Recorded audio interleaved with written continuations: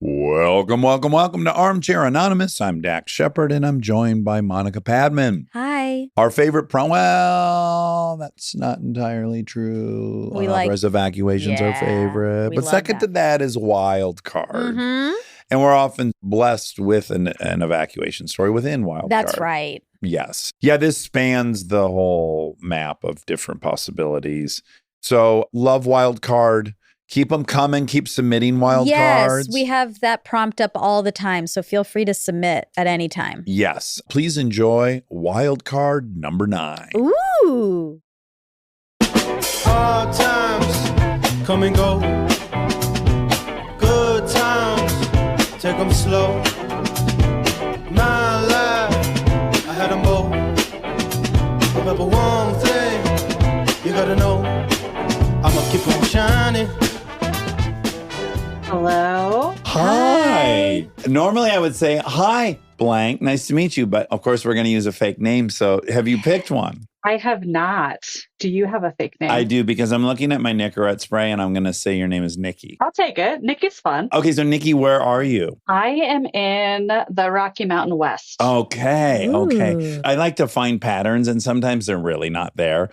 But I do think of the many people that remained anonymous, it tends to be in that Rocky Mountain area. Whoa. I'm having like a few other memories. Pac Northwest and Rocky Mountains people like to keep it a little quiet. I like that theory. My track. Okay, so you have a wild card story, which is always our favorite because we have no clue what you're going to tell us about. I will say I did put it in for another prompt and it didn't work out. So I'm glad it's in the wild card now, but I'm not going to give any clues on the other prompt. Okay, good. Keep us in the dark. This happened in North Idaho, summer 2007. I am freshly 18. So I decide with a couple of my guy friends that we're going to bike downtown to the lake and we are going to take our slackline. Do you know what a slackline is? Is that the thing you balance on? You tie to a couple tree trunks and try to walk across it? Exactly. It's like an 1.5 inch piece of webbing. You do little circus activities. You've seen that, right, Monty? I think so. Yeah, it looks very hard. It was very much a vibe in 2007. There was hookahs and hemp necklaces involved, and you hang out and you're very cool. Yeah, it felt like it was adjacent to the hacky sack. Oh, sure. We get our bikes, we get our slackline,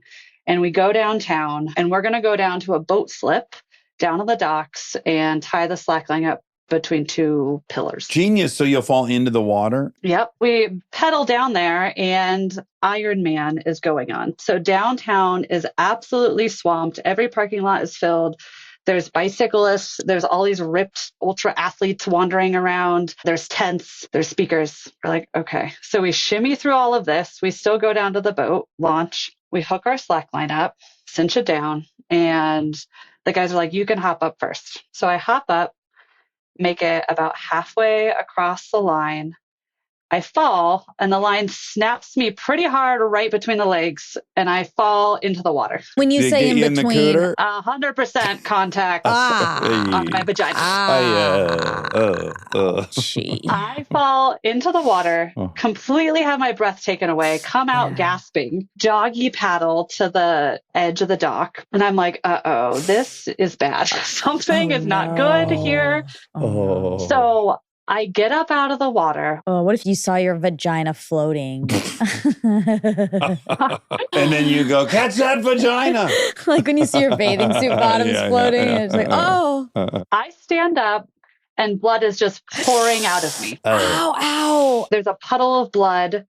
And these two guys are staring at me, just panicked. And one of them says, get back in the water. And I'm like, oh, okay. So I hop back in the water. Now I can't see the blood pouring out of me. I'm face to face of the pool of blood in front of me. And I'm looking around and the water's all shiny and glistening. And there's just gasoline and oil from the boats all over. And I'm like, there's definitely an open wound. I probably shouldn't be in the water. So I jump back out and the blood starts pouring again. These guys are zero help. They're panicking and they say, I'm going to call Jessica, who's my best friend. So they call Jessica and they say, Jessica, something happened to Nikki. She's hurt. You need to bring towels and come down here And that's all the information she gets. And just to be clear, Jessica is not an EMT. She's not a healthcare worker. She's just a gal pal who might know about periods, is what they're thinking. Yeah, they're associating this with a period Bring somehow. tampons, I guess.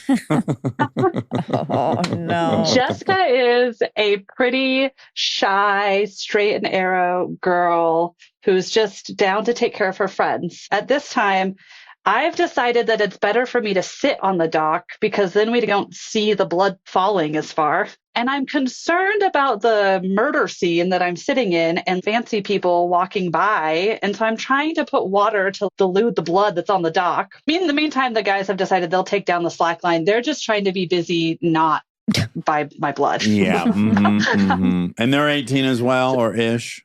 Yep. Jessica comes down, but she has to park a quarter mile, half mile away because there's so much chaos downtown. So she comes down with this beige towel.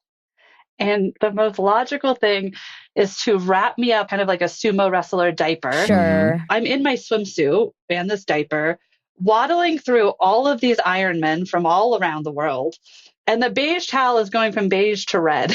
This is a 911. I knew you were going to say. We get into the car finally. I grew up poor. I was like, I'm not going to the doctor. I think we just need to go get eyes on this. We don't really know what's going on yet. And so Jessica was like, sure. So we went to Jessica's house. I hop in the shower and I can't really get a visual on what's going on. I can feel a decent gouge. Oh, okay. I can't see it. And so I decide Jessica needs to come in. Not part of our friendship in the past. This is a really new level for us. Yeah. So I'm in the shower. She's trying to position herself like under me to get a visual on what's happening. And she's like, there's a decent gouge. At this time, my grandmother calls. My grandma's who I get life advice from. And so I had told her on the car ride over, I'd called her. She called her sister, so like my great aunt. Yeah, let's get everyone involved. So far, no one's contacted a doctor. Yeah. Great aunt Susie says, you need to go to the ER right now. It can be a hematoma.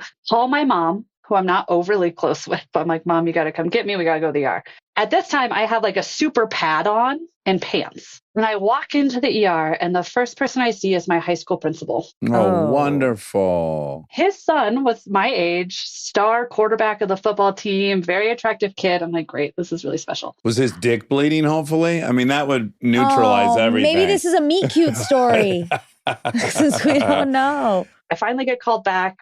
Another guy that I go to school with, mom is my nurse. I get in the stirrups. The doctor comes in. At this point in my life, I've never been to a gynecologist. I've never had my vaginal area medically examined. She pulls out a swab that's like 12 inches long. He starts swabbing around. He says, you're going to need stitches. I'm bawling. I'm like, I can't. I don't want stitches. So he says, well, if you don't get stitches, you'll have a scar and somebody's going to be able to see it later in your life. Weird incentive to Wow. It was very strange, but I said, I can't really see it. So I'm going to just say we don't need stitches. Just put a sticker on there, a little butterfly. Sure. And that's what we do.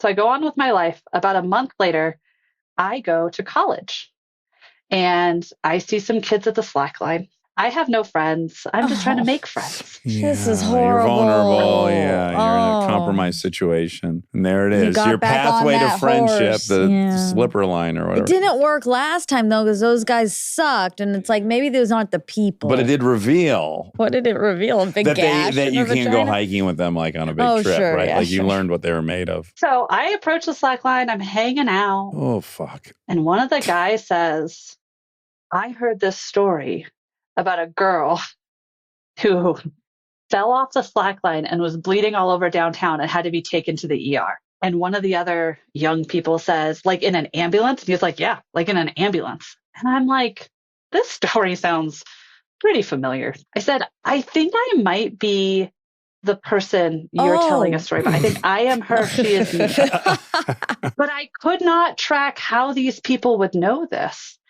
And so they tell me this happened in Idaho. And I said, I am that girl. Knowing that now all of these strangers have some kind of question of what's going on with my vagina because the story ends this way. It did lead to friendship. It also led to me being like the ER vagina girl, slackline girl for a while until a new slackline injury happened. Uh-oh. And somebody else ended up in the ER. They literally almost lost their leg. Oh, I mean, it's not This that is fun. dangerous, I Slacklining, isn't it? I guess. mean, it's like you prove you can do it, but is it that fun? I know. But that's how I made some friends on my first day of college. Oh, first okay. day of school. And did you have any other residual issues? It's not like that area ever opened up on you unexpectedly or anything? It was tender. I didn't ride my bike for a while. I will say nobody has ever commented on a scar existing and that being an issue. Mostly everything's good to go.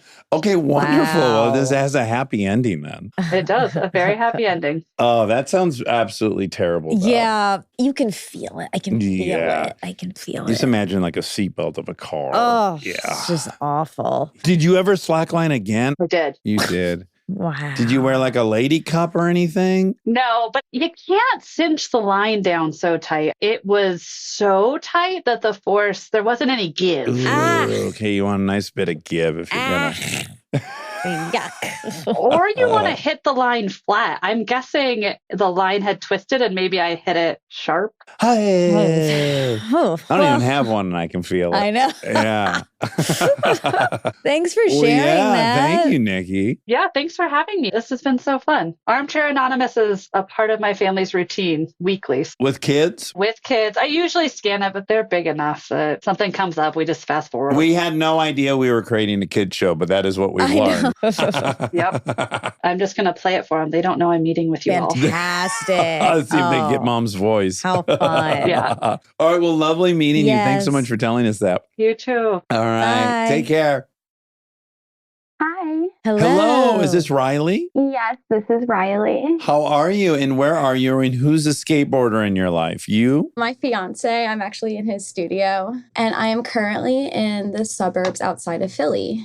Oh, we don't get a ton of No, Philly we like suburb this. folks. We like it. We'd like for you to spread the word a little more on our behalf. Well, I feel like everyone in my life listens to this, but I've realized that not many people know how to submit to this. That has since changed since I've told my friends that I was going to be on it. Yeah, I'm not sure I would know how to submit to this. Oh, you just go onto the website and you submit. ArmchairExpertPod.com. Mhm. Okay, I guess it's easy. It is. So you have a wild card story, which is our favorite because we have no clue what you're going to say. Yes, and I don't think I'm going to even give you any information beforehand. The story takes place in 2015 in Philadelphia. It was the summer I was going into my junior year of college. Something else to note is that I went to Temple. That's important just for like some of the things that go on. And when you say temple, you mean Jewish temple? No, Temple University. Oh, I also, Thank I'm God I glad you asked. checked. At Temple during the summer, everyone pretty much goes home. It's completely empty. Where's it at? Forgive my ignorance. It's in North Philly. Is it pretty? The campus is. The surrounding area is considered pretty dangerous. Oh, Okay. okay. Fun. Yeah.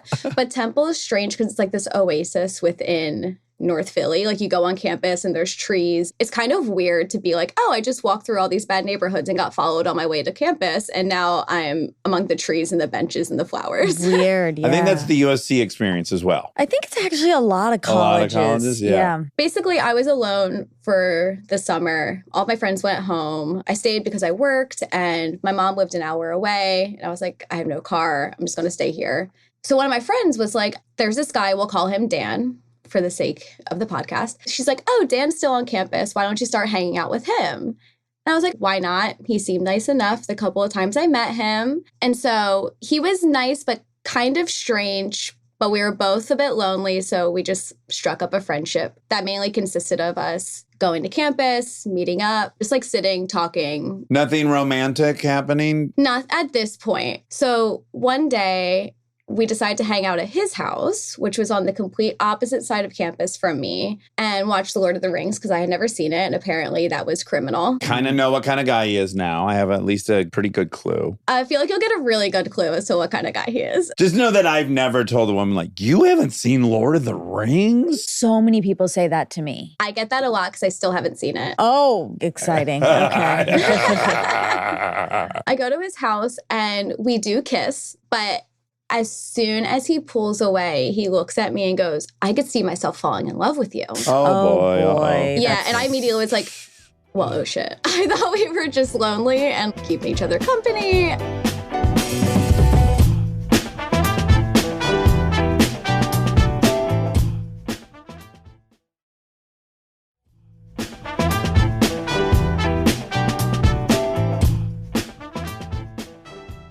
So I go to leave and I had ridden my bike there and my bike tires are stolen. And it was nighttime and I lived pretty far and it's dangerous. And I had like a job where I was making $7 an hour. I wasn't going to take a ride share. So I had to stay the night, which I understand now. I should have just risked walking home. Well, I don't know. I mean, you got a couple of shitty options. Yeah. Yeah, it wasn't great. I leave and I tell him I only want to be friends. He got really mad, was blowing up my phone, dozens of unanswered texts. It got out of hand pretty quickly. And so I just had to cut off contact completely. This started a whole slew of weird occurrences where I'd walk outside of my house and I would see him riding his bike, which didn't make sense because I lived among nothing. No one had to be there. And he lived on the opposite side. And then he actually dropped out of school, but I would see him wandering campus all the time. Like I'd be sitting on a bench, there he is. He was just always there. So a few months went by and I get a text from him that says, hey, Riley, I know we're not friends right now, but something bad happened. I really need someone to talk to. This is a time in my life where I had pretty poor boundaries. I was painfully empathetic. And I'm like, oh my God, this person has no one to talk to. I have to talk to them. They weaponized your empathy. Yes, they did. And so I was like, okay, well, I'm going to my mom's later. I have 30 minutes. I'm taking the train. I could talk to you until then. He's like, okay, yeah, great. So we meet up and he tells me that his house was robbed and that he was held at gunpoint. And this wasn't like a crazy thing. This happened at Temple and he seemed shaken up. So I felt really bad. I was like, oh my God, that's horrible. Don't want you to get held at gunpoint. I don't wish that even on my stalker. Yeah. I was like, okay, well, I have to go to my mom's. You can text me and I'll be busy, but I can answer when I can. He's like, oh my God, yeah, thank you. Like whatever you can do. But apparently that like wasn't okay because I got there and again, like bunch of unanswered texts, getting really mad. He's like, I can't believe you're not answering me. And I was like, you know what? I'm kind of done with this. I tried to be nice. I told you the deal. You said it was okay. So a week goes by and this is where things get kind of crazy. I get a text from him one morning and it goes, hey, Riley, I just wanted to say that I'm sorry and this isn't your fault. Goodbye. Oh, he's breaking up with you. No, he's going to kill himself. Oh. That was my thought. I was like, oh my God, that's a suicide text. Right. Yeah. And so I call him and I'm like, what the hell is that supposed to mean? And he's like, well, you're not stupid. You know what that means. And so I was like, well, where are you? He's like, I'm just walking around waiting it out. He's hinting that he's taken something and he's just essentially waiting to die. But available for a chat. Sent me a text message, really wanted me to know. Yeah. So I'm freaking out. He hangs up on me. He won't tell me where he is. I'm calling him. He'll like answer. And the thing also that is so strange is that throughout the call, he's sounding more lethargic. He's groaning, grumbling, like sounds how I would imagine someone who has taken a bunch of pills. All right. So he's performing a bit of an OD. Something's happening. I called the police. They're like, well, we can't do anything. Really? They can't just go do a wellness check? Not in North Philly. They're like, we got bigger fish to fry. So I end up calling the suicide hotline because this is also for people who need support. Yeah, great. This poor man, he's being so kind and he's like calming me down because I'm on the phone like, I don't know what to do. He stopped answering me. I'm like, he's dead. So I used Google Earth to find his exact address because I didn't know what it was. I'm like zooming in on all the houses on his street. And I find it, and the suicide hotline guy ends up calling the police for me because I think they are held more accountable when they call. And then he calls me back and he goes, you're not going to believe this, but he's at his house just watching TV. He's fine, hasn't taken anything. I was in such a state of shock where I was like, he literally sounded dead. What a performance. And so as I'm on the phone with this guy, I get a call from Dan. I'm like, oh my God, he's calling me. And the suicide hotline guy is like, you need to cut things off with this person. This person is unwell. Like, don't talk to him anymore. I was like, yes, okay. So I answer and he's on the phone. He's like, why the fuck are the cops at my house? You told me you were dying. What did you expect me to do? He was like, well, you could have just talked to me. Hey, puke. I know. I don't like it. So I was like, okay, well, now I'm never going to talk to you again. Yeah. I blocked him. I found out about a month later that the robbery thing was fake. We had a friend who was his old roommate. And so he was like, no, I actually got mugged on the street. It had nothing to do with him. So that was all just a big manipulation to get me to like talk to him. And then I would get like blocked phone calls for about a year after. And it would always correlate when he was like looking at my story. Oh. Really strange behavior. So that's the story about how someone pretended to die on the phone with me. Oh my God. Oh my God. Oh. What y'all women deal with, man. The manipulation is I hate to so say it, but the bad. Lord of the Rings for me was the first red flag. Don't say Yeah, that. I'm gonna say No, we it. have I a lot hate of Lord this. of the I Rings know. listeners. Callie loves it. She tells you to watch it. Go ahead and watch it.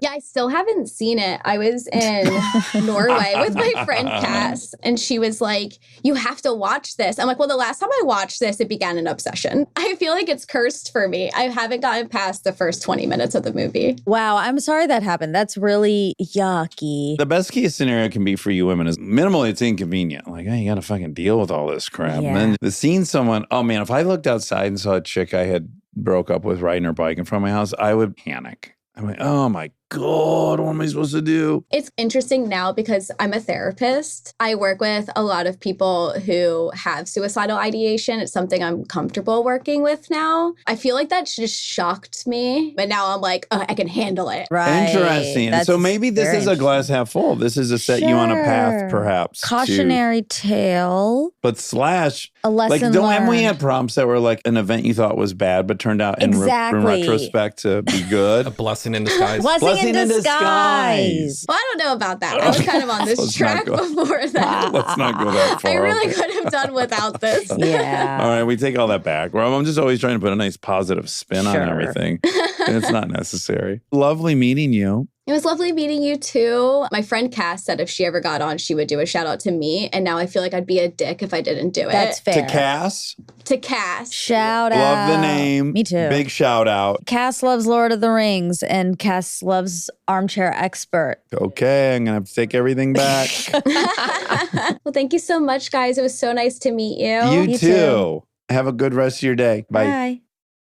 Christina, Yes. Hi. how are you? Good. How are you guys today? Wonderful. Where are you? I live in New Hampshire. Oh, lovely. We're hitting some new spots today. Yeah, we are. And I like that. We're in the Northeast. I mean, it's fall foliage season. You can't beat this time of Ooh. year. Oh, lovely. Okay, so you have a wild card story, which are our favorites because we have no clue what you're going to tell us. All right, let's get started. So this all started in January of this year, Recent. very recent. And it was a freezing cold day, as January days typically are in New Hampshire. This was the kind of day that you go outside and within 2 to 3 minutes, your nose hairs feel like they're completely frozen. So I was taking my daughter and her friend's mom down to Boston College for a lacrosse camp for the day. We parked in the closest parking garage that we could find to the stadium so that we didn't have to walk outside very much. So we dropped the girls off at lacrosse and then headed out to get sushi in Boston together. So I don't know about y'all, but I love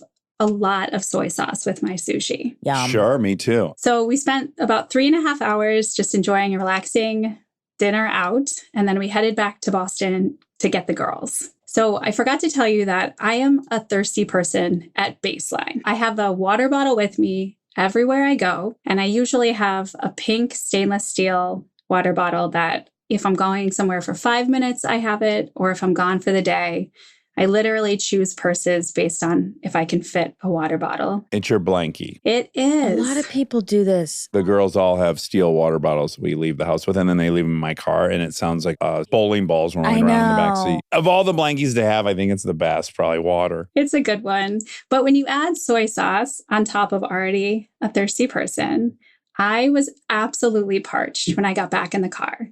And of course, I had drank my water bottle as we traveled from New Hampshire to Boston, so I didn't have any water left. So when we arrived to pick up the girls at BC, as if the hydration gods had spoken, and there was a huge cooler of Smart Water, like the fancy alkaline kind, at the camp.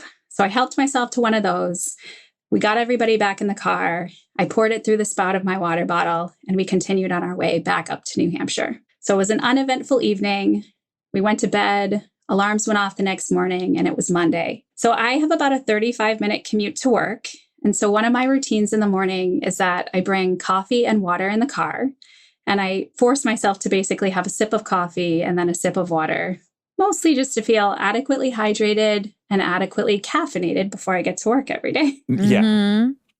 And my 9-year-old son frequently makes my coffee in the morning. And let's just say that quality control is not his forte.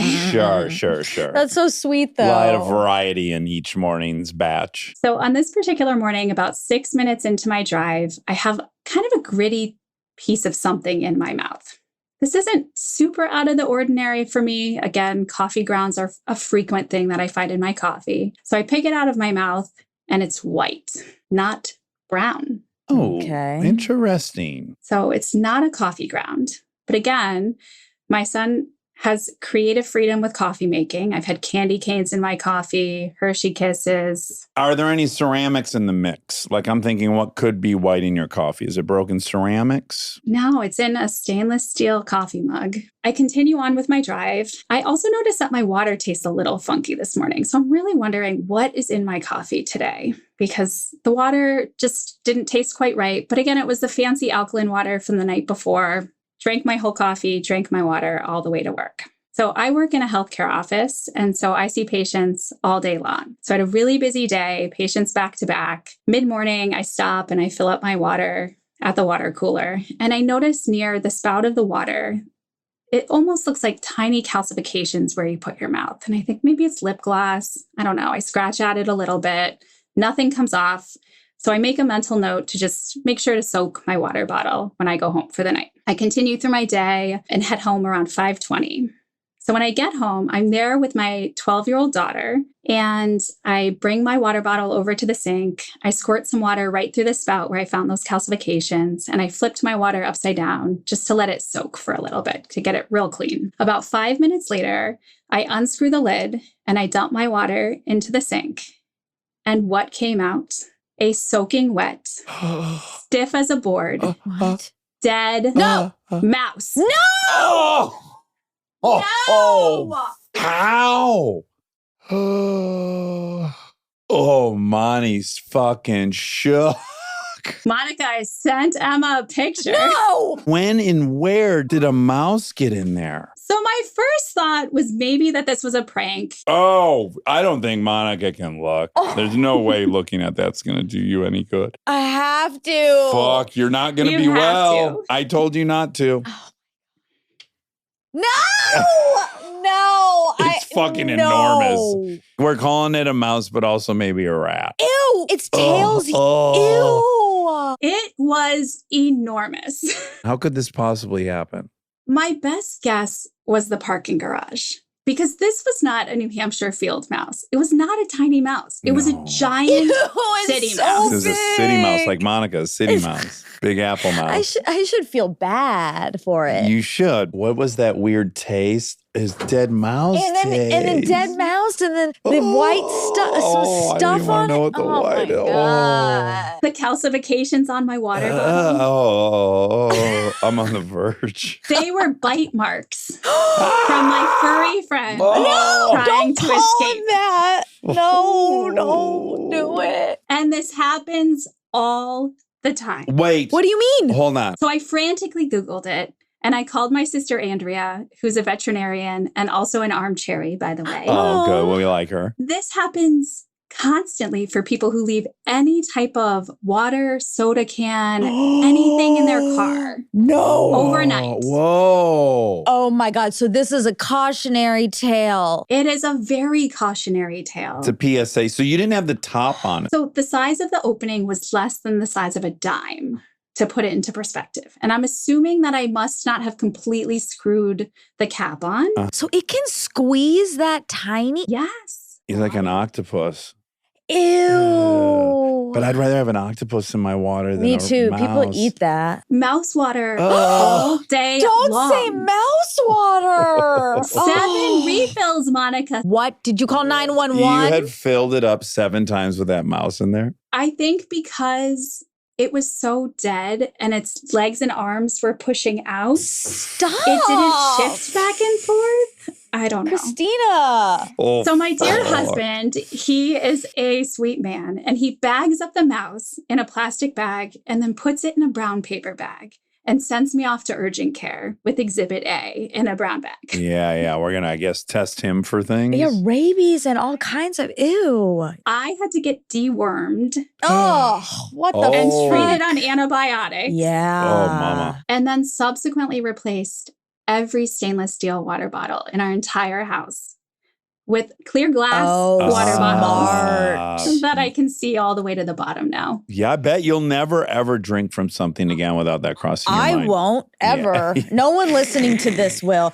So we just crushed the stainless steel water bottle industry. It's over. It's, well, We just or ended keep it with your that lids story. on very tight because they also can't open tight lids. Or just don't leave it in your car. That's the real public service announcement. We all leave shit in our car all the Ooh. time. Well, look, I only drink out of see-through, so I'm Yeah. ahead of the curve. You- I'll take my potential I microplastic agree. damage over mouse damage. You should probably go check all those stainless steel water bottles rolling Oh, around in your car, there's Dax. so many in the car. People just leave them in there. Maybe I need a cat that sweeps the car every time. It could open it with its little teeth, the lid, and then mice are very smart. So they can pull the lid back on once from the inside and twist it back up. Okay. Maybe that's what happens. That makes me feel better. Oh my God. Did you throw up? I felt incredibly nauseated, Yeah. Of course. which obviously at urgent care, they were concerned because of stomach issues that can come up with this. But honestly, it was just me feeling disgusted. Yeah, grossed out for sure. Oh my God. Oh Lord, that made me feel That was a lot to take. rough inside. Yeah. We've heard some stuff too. This is similar to the jelly legs. Uh-huh. It's in Yeah. that realm. Yeah. You've hit the bar and it was high. Wow. Didn't see that coming at all. I did not. And that white gritty thing was probably part of the mouse. What? Yeah, I mean, It yeah. had to be. It's like tail it's teeth. fungus. Maybe it was biting. I had fingernail Oh, maybe? sorry. Oh, Okay, all right. Let's no. we have to shut it down. Monica is not in the I healthcare want to professions, cry. so we got to tread a little. Can I give a quick shout out to my sister Andrea and her friend Britt, who gave us the idea for this admission? Yes, Yeah. thank you, Oh my Andrea and God. Britt. We appreciate it. That Thank was you. horrific, and we love you for it. Thank you so much for telling us that. Of course. And I'm sorry, Monica. Thank you. All right. Well, lovely meeting you. We're going to regroup. Yeah. We're going to regroup and reset. All right. right, bye. I don't know what's happened here, but I'm really, You're Like- spilling your coffee everywhere? but I think it's leaked. To give us a faulty lid. What if there's a The mouse mouse? in You better look there? and see if there's a One of the mice from behind you turned the light. Ew. dove in.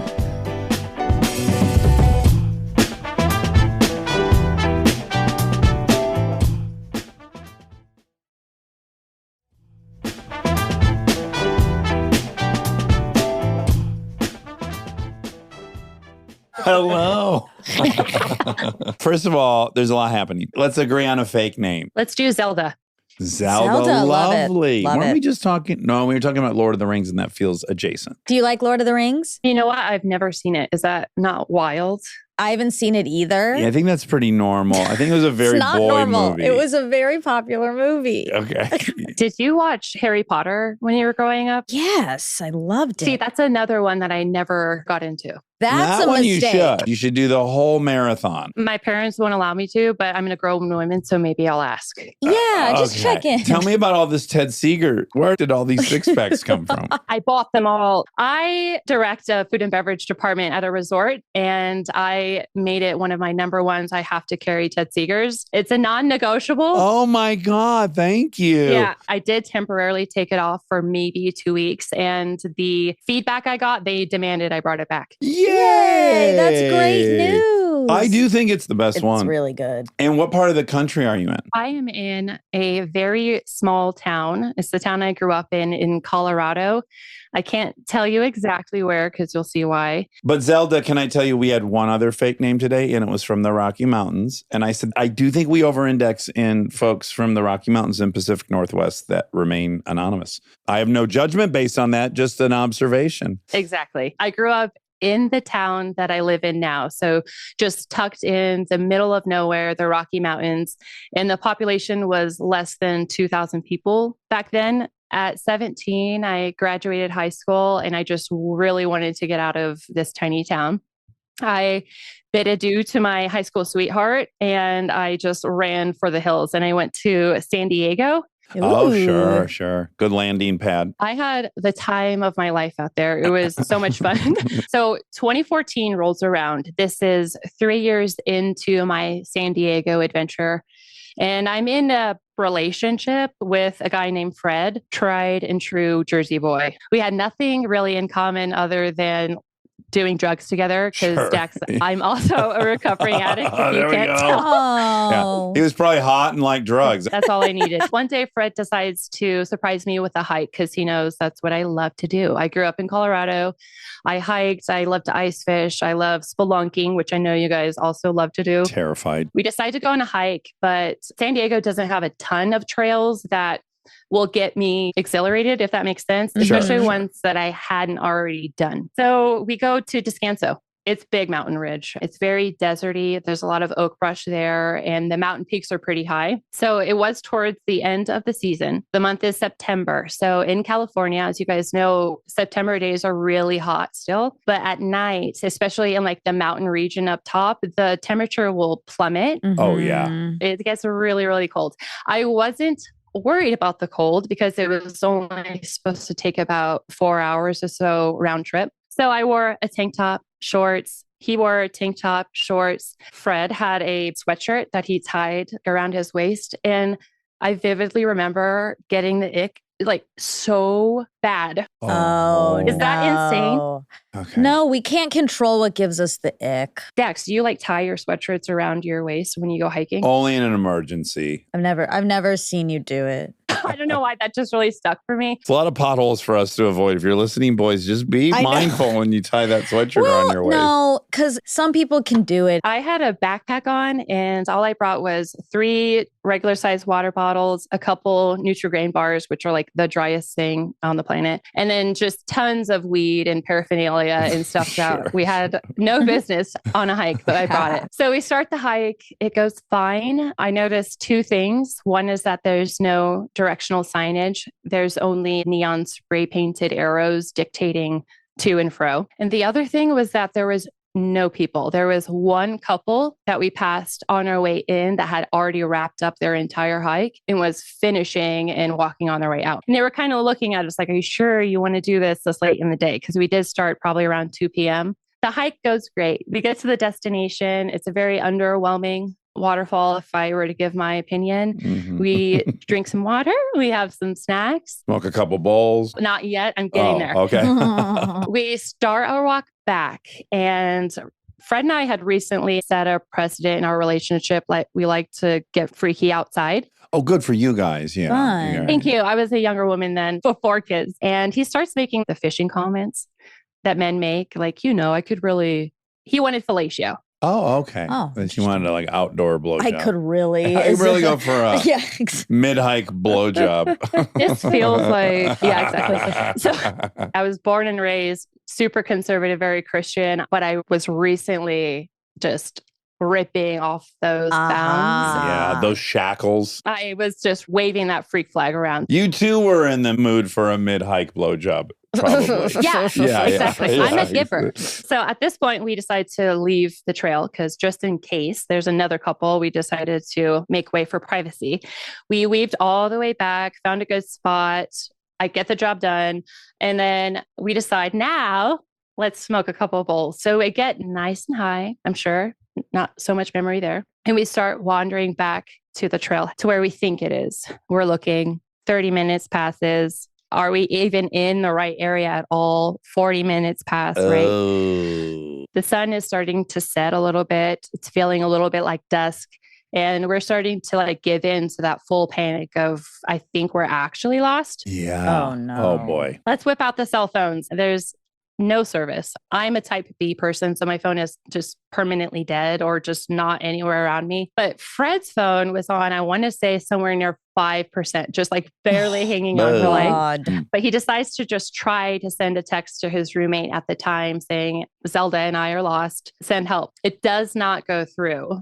That's what his phone registers as. Sun sets, and I have been in these weird scenarios before, like in the middle of the mountains. And I know if you're ever in question, just to backtrack. That's honestly your best bet. Just stop what you're doing, turn around, and go back to where you know is familiar. This is what I start to suggest. Fred thinks it's a better idea to hike this mountaintop as high as we possibly can get so we can survey the land. Oh boy. Okay. Get a good vantage point. And spot his car. But minimally, we know we should be going downhill. So I'm not going to go uphill. And it's getting darker by the second. What I know is uphill is not the way out and downhill is the way out. You guys are both right. And honestly, I'm telling myself these things. But as we do when we're young women, we just zip our lips and we say, lead the way. His precious pride is on the line here. Very delicate situation. Oh, yes, exactly.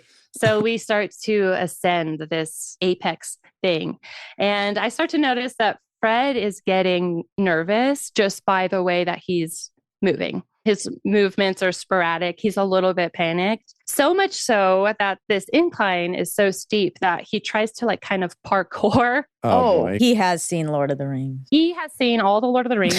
He parkours off of this boulder to hopefully propel himself further up the mountain. Oh, no. Doesn't. He bashes both of his kneecaps directly into the boulder, drags them all the way down, and they are fully busted and they are fully bleeding. Also, when someone makes a leap uphill, did they not think they're going to have to make that same leap downhill? Now a ton of momentum. So he starts breathing very sporadically, and I'm just like, yo, are you going to be able to keep going? He says yes. I know he's max capacity panicking, but at this point, we just keep going.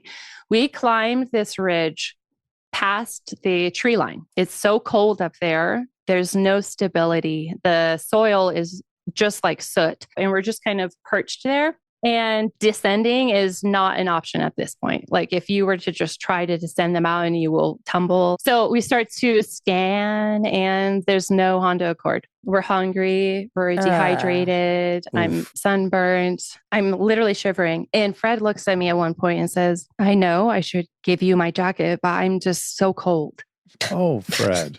At this point, I'm considering calling 911. Let's call some people. Let's get some help out here. What's crazy is we didn't know, one, if the call was going to go through. We have no service. I didn't know how that worked back then.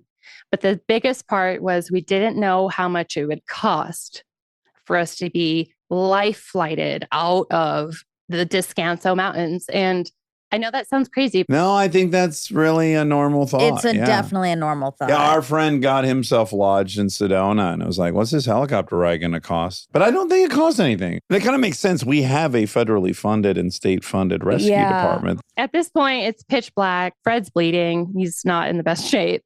And we start to hear coyotes. They sound like they're right on top of us. I know enough about them that I know that they only yip if they're excited, and they're only excited if they're hunting, and they only get super yippy if they're actually attacking. We hear it all the time in our neighborhood. It's gruesome. It sounds like some kind of seance, like a crazy it has a really bad devil-worshipping sound. seance It's a vibe. sex cult that they're doing out there. Yes, for And I sure. wish they would stop. At that point, we were like, I've heard enough. Our lives are worth whatever the California government deems necessary. Yes, Yeah. good. So we make the call on his 5% phone. The call goes through crystal clear. Just FYI, if anybody needs to know that. She tells us that the text that he sent to his roommate 6 hours prior did in fact go through. And his roommate responded saying something like, are you serious? And by nightfall, he decided we were serious and he called dispatch. So by the time that we had made that phone call, the helicopter was already searching the mountaintops for us. Oh, yeah. Which is kind of Wow. amazing because his phone was going to die. So we had to say farewell to her, which sucked real bad, turn off his phone and just sit there and wait. It was probably about 1.5 hours. Oh, wow. It was a while-ish, but we heard the helicopter before you can see it. Then we saw it and we turned on the phone, turned on the flashlight, we're waving it. And just like the movies, they pop right over. He propels down. He's like, are you guys ready to get out of here? Oh, I love it. Fred books it towards the sky. And this guy says, whoa, whoa, whoa, she goes first. And the only helicopter pad is the Barona Casino in San Diego. So they drop us off there. We have no money. Our phones are both dead by this point. We're bleeding. We're dirty. You're at a casino. Yes, we're sitting in this casino and all these people are just walking by looking at us. But that is the time that I gave a blowjob that turned into a search and rescue. Sometimes these blowjobs can threaten your life. People That's don't the think that when they cautionary get in the tale as mood well. for one. Did it permanently kind of change your opinion of Fred? It was immediately done after that. Yes, no coming back. That was the last blowjob Fred got from you. For me. Yeah. Yeah, from yeah. you. Hopefully not his last in life. Well, but hopefully he definitely- learned some lessons in this. First of all, don't wear the sweatshirt. Now we all learned that lesson. Don't wear Yeah. the sweatshirt. Maybe that's just a me thing, but I want to say 2 things before I go. Thank you guys both for doing what you do here. I'm a recovering addict. It took me so long to get to the recovery part. Sure. Dax, you're definitely the biggest part that made me take that final step. So thank you. It's made me a better wife, better mom. But Moni, you hold the most special place because I grew up different than most. All of my friends have similar outlooks on life as you guys do. And those conversations are hard to have if you have different views, right? Especially if you love someone, because you don't want to get into the heavy nitty-gritty of things. But with you, Monica, you lay it out there. I can understand it. It softened my heart a lot towards the other side. Oh, thank you. We That like when makes hearts me- get softer. We love soft hearts. Or bigger. Soft heart. Well, we really, really appreciate you. I'll keep buying this Ted Seegers. I think you have more than we have. Cheers to that. Cheers. Cheers, guys. Thank you so much, nice Zelda. meeting you. Yes. Nice to meet you.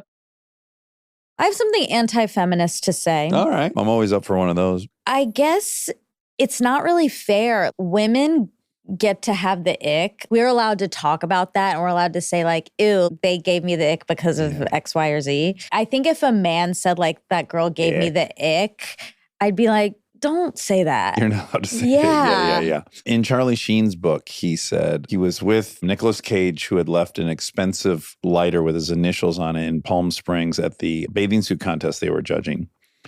And he came to see Charlie in treatment. He said, yeah, I left my lighter there, and the young gal I was with is excited because it's her initials too, and she feels like there might be some kind of serendipity, and she wants to drive it to me. And I said, Merry Christmas. And Charlie said, when someone says something, I forget what words he used, you want to yell taxi, whether you're in a bathtub or on horseback. So maybe that's our version. I is, like that. she did this, and I wanted to yell taxi on a bathtub or a horseback. Yeah. Because there are things us guys know when we talk Well, about. I know you guys have the things. It's just if you say it, especially Yeah. if you say it to women, I think a lot An of people would be ick. like, that's not nice. Yep. Can't you just be fine with that? I posted the little beginning of Hit and Run. Beautiful comments. So they shouldn't have even seen this. But one was like, this gave me the ick. What? And I was Why? like, yeah, don't ever need to hear from you again. Also, if that gives you the ick, I'm just sorry for you because that means they don't like love. Yeah, I don't know what's icky, but it gave someone the ick. We're all very specific with our With our ickiness. with our ickiness. All right. All right. Love you. Do you want to sing a tune or something? We don't have a theme song.